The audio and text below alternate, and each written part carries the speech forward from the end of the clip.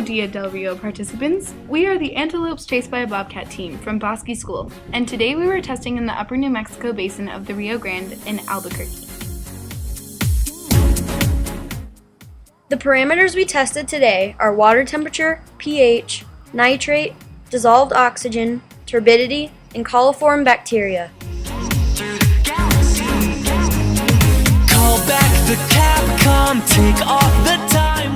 It is important to measure these parameters because the Rio Grande is a vital resource for both plants and wildlife in the Bosque.